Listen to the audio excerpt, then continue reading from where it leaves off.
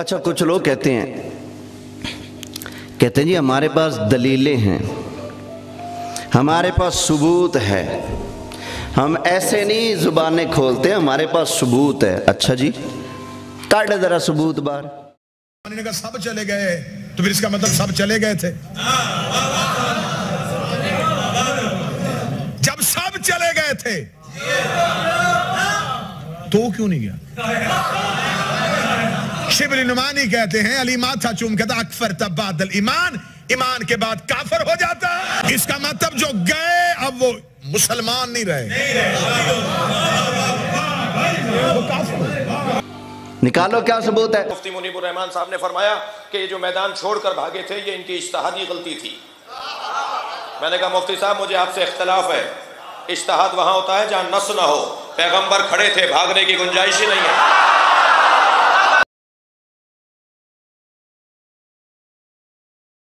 کہتے ہیں دیکھو جی جنگ احد ہوئی، نبی پاک علیہ السلام نے 50 تیر اندازوں کا ایک دستہ پہاڑی کے ایک درے پر بٹھایا تھا، فرمایا جب تک میں نہ کہوں تم نے یہ جگہ نہیں چھوڑنی۔ لڑائی ہوئی، مسلمانوں نے بڑی قوت سے حملہ کیا، جب حملہ کیا تو کافر آگے لگ کر بھاگ پڑے، تو وہ جو 50 پچھلے راستے پر سرکار نے بٹھائے ہوئے تھے صحابہ، انہوں نے آپس میں کہا یہ دیکھو جنگ تو ہو گئی ہے ختم، نبی کریم علیہ السلام نے ہمیں بٹھایا تھا اس لیے کہ دشمن حملہ نہ کر سکے، تو دشمن تو بھاگ گیا ہے، وہ دیکھو بھاگ رہے، جنگ ہو گئی ہے ختم، ہمیں جو سرکار نے آرڈر دیا تھا وہ آرڈر پورا ہو چکا، حضور کی بات پر عمل ہو چکا، باقی صحابہ مال غنیمت اکٹھا کر رہے ہیں تو چلو ہم بھی جا کر مال غنیمت اکٹھا کرتے ہیں۔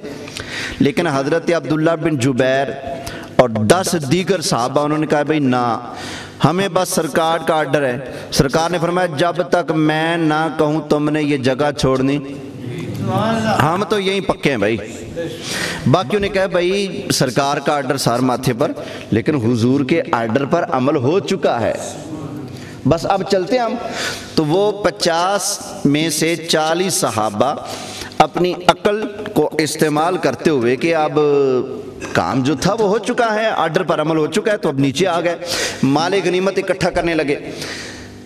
خالد بن ولید جو ابھی حضرت نہیں بنے تھے، بعد میں حضرت بنے ہیں، تو انہوں نے دیکھا نا بھی پیچھے تو کام خالی ہو گیا، تو پورے لشکر کو ایسے گھما کے نا واپسی لا کر ادھر سے اونچی جگہ پر درے سے یکدم حملہ کر دیا۔ ان 10 تیر انداز صحابہ کو جو وہاں رہ گئے تھے ان کو شہید کر کے باقی لشکر کے اوپر سے حملہ کر دیا، بڑا نقصان ہوا، 70 صحابہ کی شہادت ہو گئی۔ تو یہاں پر لوگ کہتے ہیں دیکھو نا جب اوپر سے حملہ ہوا انہوں نے جگہ چھوڑی، غلطی کی۔ اچھا جی جب حملہ ہوا تو صحابہ آگے لگ کے بھاگ پڑے، کافر جب ٹوٹ پڑے یکدم تو وہ تو آگے لگ کے بھاگ پڑے تھے، اب جو جنگ کے وقت بھاگ گئے تھے وہ تو پھر بے ایمان ہو گئے نا، وہ تو کافر ہو گئے نا۔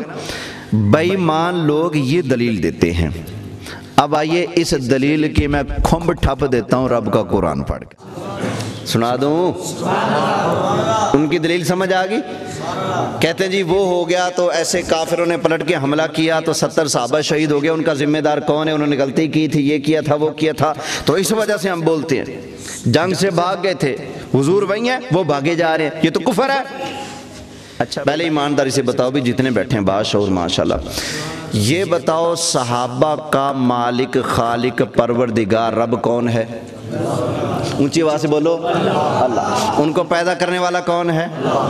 ان کو ایمان کی دولت دینے والا کون ہے؟ اللہ۔ تو پھر فیصلہ بھی تو اللہ کا ہوگا نا۔ اب جی رب کا قرآن سنو،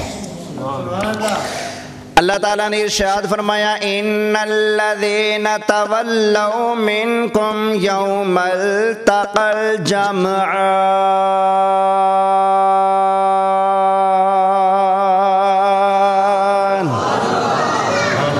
فرمایا وہ جس دن دو فوجیں آمنے سامنے ہوئی تھیں اور تم میں سے کئی تولو میدان چھوڑ کر بھاگ گئے تھے،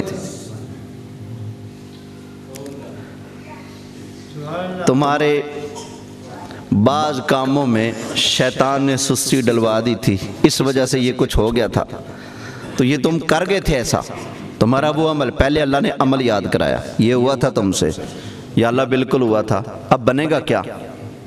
فرمایا فکر کیوں کرتے ہو، لڑ تو میرے محبوب کے لگے ہو نا۔